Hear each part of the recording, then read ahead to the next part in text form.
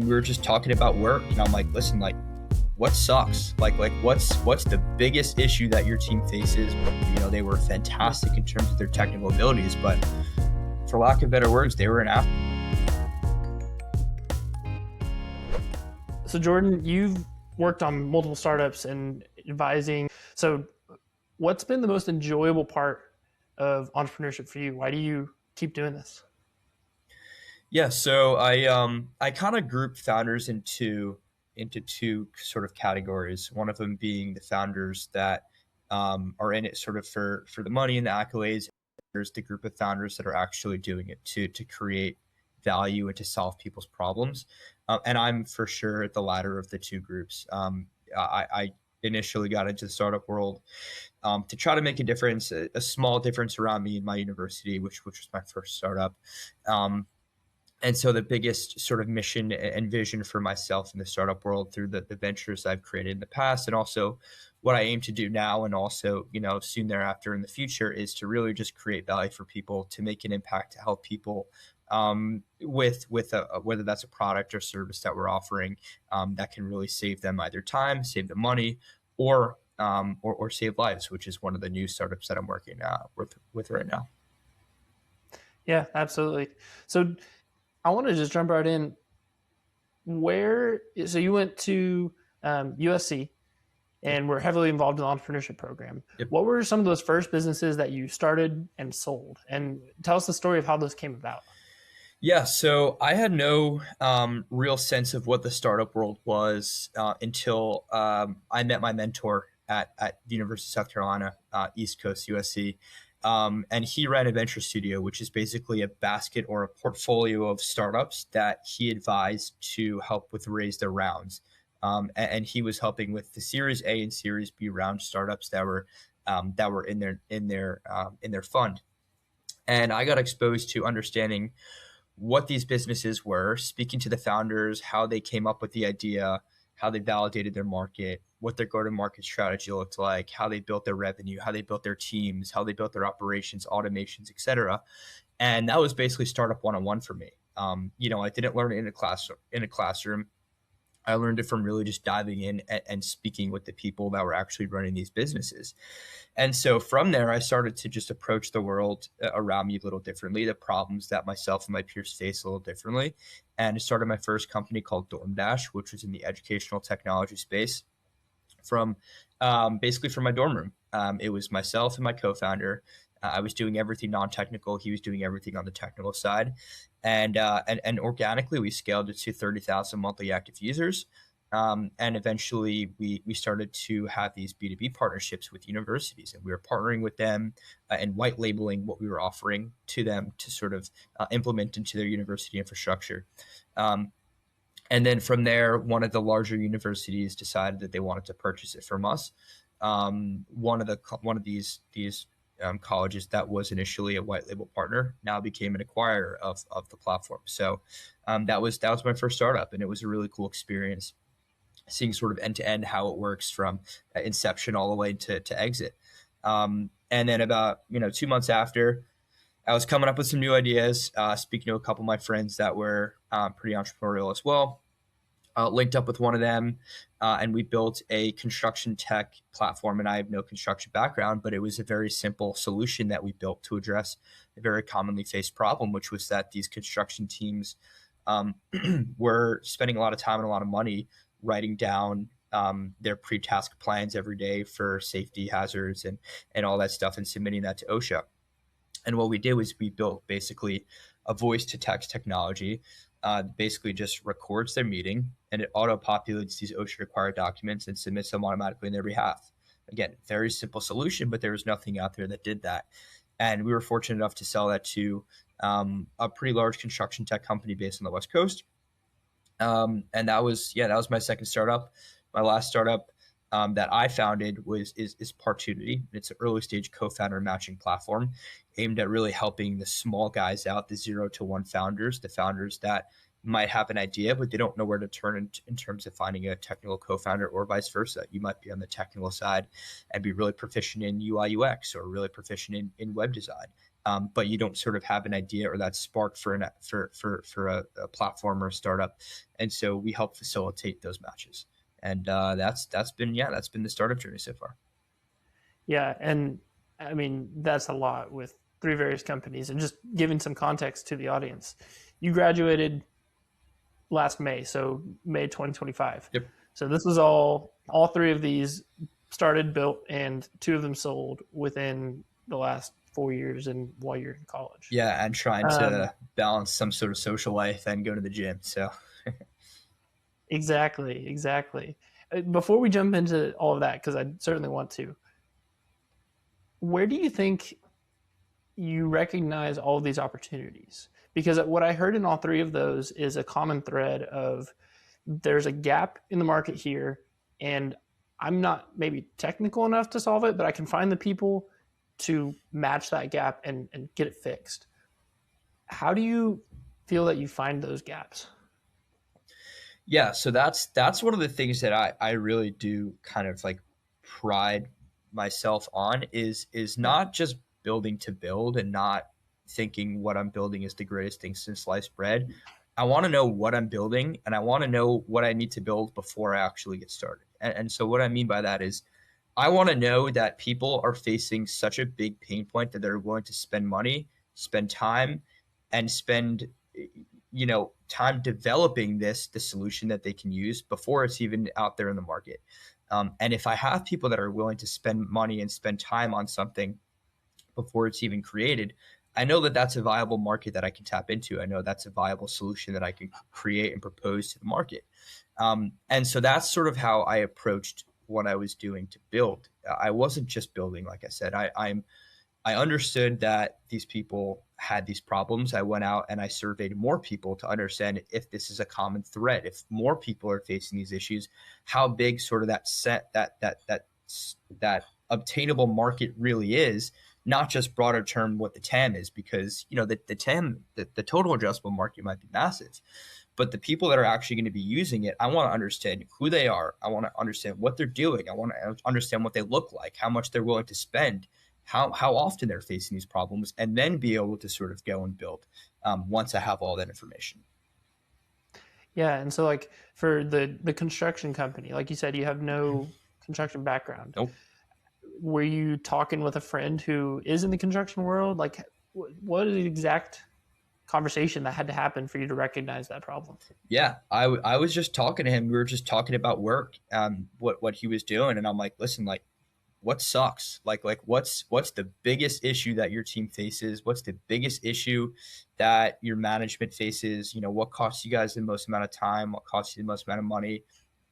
And he was giving some other problem issues that they were facing, stuff that was way over my head. But one of the things that he mentioned was that their team has spent so much time filling out paperwork, and like these blue collar workers don't want to do that. Um, and so I'm like, hey, this is pretty neat. Like, has your company tried to explore any solutions that are out there? And at the time, that was when like voice to text was getting really popular. And I'm like, there's got to be something. There's hundreds of companies that are doing this stuff out there. And he's like, no, like we have literally tried to find something that can do this, and there's nothing. And I'm like, okay, well, this is really cool. So then I called up a bunch of other friends I had that were in working in construction, and asked if I could speak to their managers and speak to their um, you know um, regional directors, and really understand if this is something that is worth building. And turns out every single one of these teams face these issues. So that was kind of the green light. That was the go ahead that I needed to say, okay, well, let's start building this. And was this a connection through your mentor? Is that who you're? No, so this was no, this is another young founder, a prior founder that just was working in construction. Weird Sure. combination, but yeah, I mean, from my first startup, I met a lot of really cool people in venture, a really cool community of startup founders, and I had met this guy Logan. Um, and Logan was, we were just chatting about life, and he was updating me on his work, and that's how it kind of came to be. Yeah, absolutely. So in college, working on these two things, we just talked about it, right? How are you balancing school and all these things that you're trying to build, and yeah, having a social life and I know you are into boxing and going to the gym. So, um, yeah, how do you do that? Yeah, it's tough. Short answer, it is really really hard. There were absolutely days where I slept for 2 3 hours a night because I needed to get stuff done on the business, and I had a pretty demanding major too. I was majoring in accounting and finance as a double major, so the course load was, certainly it was pretty rigorous. Um, but it forced, I wouldn't even say it taught me, it forced me to have impeccable time management skills. I couldn't wake up and doom scroll. I just couldn't afford to do that in my day. I had my day planned out, that prior Sunday. I had every single day, what every single day would look like down to the hour. I would block it out, and I would also do my work in sprints. So my coursework, I'd set aside 3 hours, like every other day, to get all my homework, all my studying done. Where obviously, if there were big exams, I would study every day. But and then I would just prioritize the business. But I would make sure that I had time to go to the gym. I would have time to exercise at least an hour and a half a day, and occasionally I'd go out, play poker with my friends, or whatever it is, just actually be a college kid for a bit. But in the back of my mind, I always had the thought of, people are relying on me to build this. I have people that I'm hiring. I have, people that are literally banking on this idea. And I couldn't let that down. I couldn't let them down. So, that was my priority. And I would say I had a pretty peculiar college experience because most college kids don't have that to kind of worry about. But I chose that path. And I think it was a really interesting way to experience college from the lens of being a business owner at the same time. Why do you think you chose that? Why do you enjoy all these things that you do? So I kind of knew I was entrepreneurial very early on in life without actually knowing that I was entrepreneurial. And so what I mean by that is, going back to elementary school, I would sell candy. I would resell sneakers. Then in middle school, I started getting involved in trading. I started trading derivatives, just to make money on my own. And I was always like the type of person that I wanted to enjoy the fruits of my own labor. And I had, again, no idea what the startup world was until I got to college. And then I'm like, wow, like I can do what I was doing times 100, and actually build a company and run a company based on my vision, based on what I want it to look like, based on what I want it to feel like. And I love that. I love the I guess the variety of what the day-to-day operations looks like. No day is the same. I'm not answering to a boss. I was setting everything up myself. And I really like that. I thought school's really useful, obviously, for the soft skills. But I don't think you need school to really teach you what it takes to build a business, to operate successfully, and to really kind of thrive in life. I don't think you need school at all for that. Yeah, this is a topic we always talk about. My partner Wes and I have lots of conversations on whether going to college is a great thing or it's not. I think we fall on the side of college is, like you said, a great experience to grow those soft skills, grow your connections. You have a built-in network being at a university, and yeah, you learn some actual skills if you're accounting and finance. Like, right, you're learning how all those numbers and documents work for a business to run, and same with any other major. But it's also what you make of it, right? And obviously, you've made a lot of it to the point that once you've graduated, you can do this full time, whether it's advising or working on opportunity and all these other things. Yep. And I think, to your point, college is great, but you got to take advantage of the opportunities it gives you for Oh, yeah, sure. no doubt, no doubt. That's one of the things my parents told me was to make sure you don't leave any stones unturned in college. Make Yeah. sure that you take full advantage of everything it has to offer, all the clubs, all of the extracurriculars, all of the networking, all of the stupid mistakes you can make that then don't make when you're older. I think that's really kind of what is important about college. And if you just kind of cruise through school and you don't really take advantage of anything, you're not getting the value that college really has to offer. Um, and so I think if you're kind of if you're in the middle between going to school and not going to school, if you're one of those people that's going to take advantage of everything, I do think it's worth it. But if you're one of the people that's just going to kind of coast, focus your priorities on something else. Build the actual real skill, because skill building is what I think college is for. Yeah, absolutely. So that's kind of your college experience Yep. working on and starting these companies. Yep. Now, tell us what your daily life now looks like. Graduated, working opportunity. Yeah, moved to New York City in August, so that was a huge change for me. And I think one of the things, especially about moving to a big city when you're young, is that everyone's kind of got this hungry aptitude to them. This kind of like almost like a work first type of mindset. But yeah, it's really cool. I mean, my day to day hasn't changed too much, with the exception of not having to study now. But everything kind of stays the same. I'm waking up really early. First thing I'm doing is reading. Then I go to the gym. I get back. I'll work. Um, then I'll eat, go for a run, work again, eat, work again, and then maybe at night go to a networking event. I mean, I'm in a ton of really really cool communities here in New York with founders. I was just at a founder boxing event 2 days ago. Really, really cool. Met a lot of insane people. Um, and from there you'll get invited to other things. You'll meet other founders and helping with with the partnerships for my company right now, and helping with um, I met the founder of Ramp at one of the events, and huge company. And so that's going to open some doors for me. And yeah, so my priorities are still the same. Just it's changed a little bit in the sense that now I'm in a big city, and so now I'm going to be going to a lot more events and meeting a lot more people.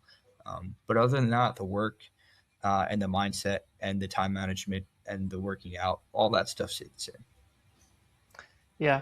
In our talk prior to the podcast, you talked a lot about people that you're working with, whether it's people helping you with your companies, people just now that you're networking with, people at the university, your mentor.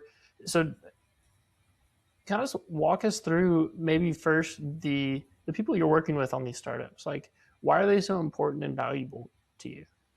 Yeah. I mean, the people that you hire, the people that you work with, quite literally make or break the outcome of the company. And so, I've learned that the hard way. I've hired someone. The culture fit wasn't there. They were fantastic in terms of their technical abilities, but for lack of better words, they were an asshole. And I don't like working with those types of people. I really have a pretty clear vision for the people that I want to work with, for the person that I am, for how I best approach issues, and how I best handle sort of conflict, internal conflict, obviously in the workplace environment. Um, but yeah, I mean that is the utmost important. If you like working with people, it's not really going to feel like work too much. It might be. Last night I was working, and it was 11:30 p.m. and I was on a call with someone, and it was enjoyable. It's 11:30 on a Thursday. People would rather be doing other things, but no, we got the work done, and then we were just talking guy to guy, just as like just genuinely chatting and understanding like what's been going on, like talking about sports. And I like that. I think that's kind of like facilitating those types of work life interactions is really kind of what keeps me motivated, what keeps them engaged. And that's how I think the greatest outputs produced. 100%. I mean, I think that's one of the greatest benefits of just having your own business and choosing the people you're working with, and you can set it in a way that you're enjoying and loving every part of what you're doing, and it doesn't feel like work. Not Absolutely. that you can't find that in a 9 to 5, right? Like, certainly there are places out there that I'm sure could be just as enjoyable, but when you get to set the tone I think that's an extreme value add. 100%. Yep. So, very cool. So tell me more about. Um, I'm hearing you're very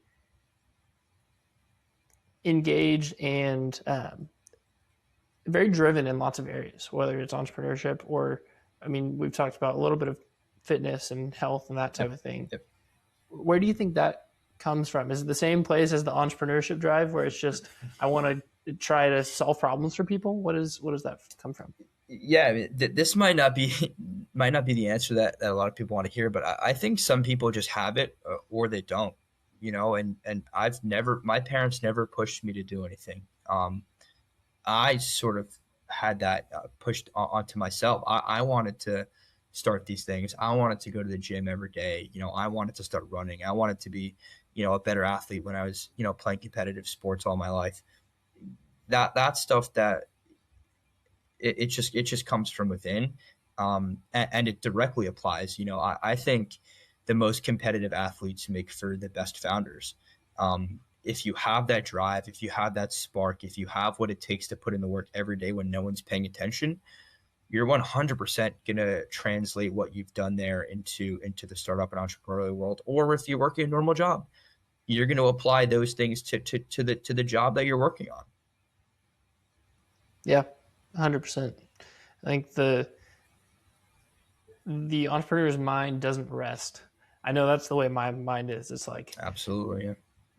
late last night, I was sitting in bed, like trying to go to sleep, and could not stop thinking about a whole bunch of different things and ideas that a lot of them are probably junk, but I, some of I them I, keep a notebook next to my bed for that exact reason. I just yep, write stuff down.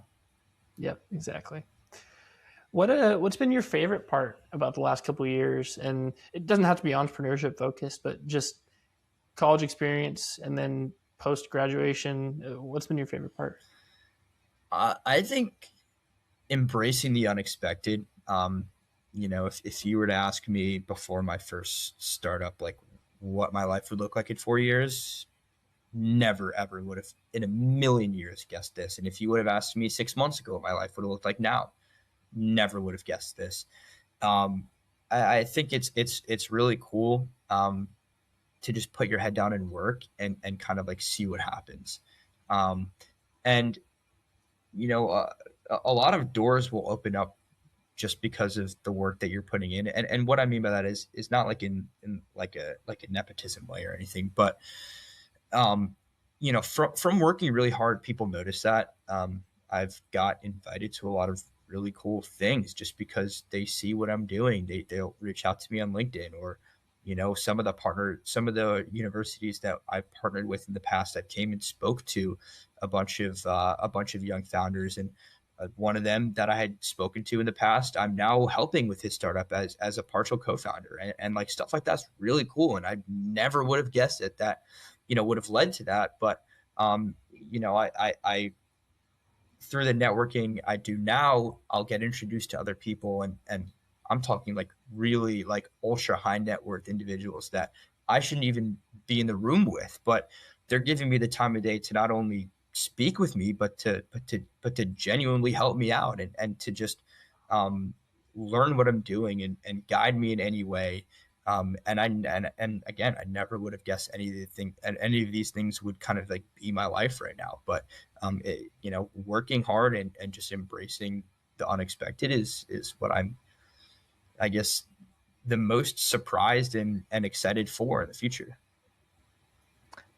I think what I'm hearing as a common thread is being genuine, Oh yeah. whether it's from the beginning when you were talking about, do you genuinely want to solve a problem with your startup, or do you want to just try and make some money and sell it? Yep. Do you want to genuinely interact with the people you're networking with and the people you're working with, or do you want to just kind of use them to get somewhere else, right? I think there certainly is a lot of that in the entrepreneurship world, Yep. um, and you can see it pretty visibly. Um, but I think when you find the people who are genuinely interested, then that's a great thing.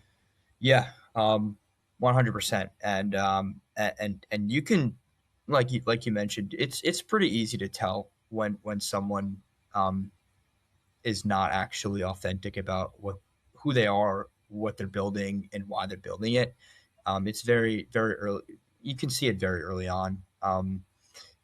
But a lot of people that really do genuinely care about creating a solution to a problem that's widely faced. I think there's a different type of spark. They come off a different type of way, and they're just genuinely more helpful. You know, I'm not, crazy successful. I don't think, and so people will come to me, and I'll try to point them into my network and say, listen, I haven't been doing this for that long, but I'm happy to introduce you to, this person, and this person based on what you're telling me, what you're looking to do, where you're at right now. And I think the genuine founders are the ones that are always going to help out other founders, always going to help out other people, because they understand. Yeah, certainly. It's almost like you said, like some people have it, some people don't. Yeah. You get that same feeling with this. It's like some people you can just tell Yeah. it's a genuine intention. Yep. Yeah. So where do you see yourself in 5 years? Where is Jordan going to be? Oh man, I wish I had the answer to that. I really don't know. But what I do know is I'm gonna keep working my ass off to keep building something that's going to impact other people. And wherever that takes me, I know that, I'm a big believer in faith and understanding, my plan. I don't know if that is or not, but I know it's going to be something that I'm both going to earn and also enjoy. Yeah, certainly.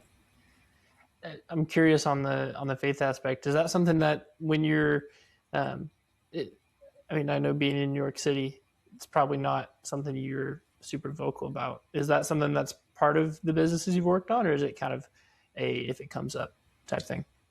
I wouldn't say it's a part of the businesses I've worked on. It's more so an internal thing. Yeah, How I carry myself, how I bounce back from failure, how I bounce back from rejection, how I face adversity. I think that's really where it comes into play, and how effect it does have on the businesses. But I wouldn't say it's something that like the business kind of like revolves around, or like a yeah, common theme. But it's for me, personally, um, very much so.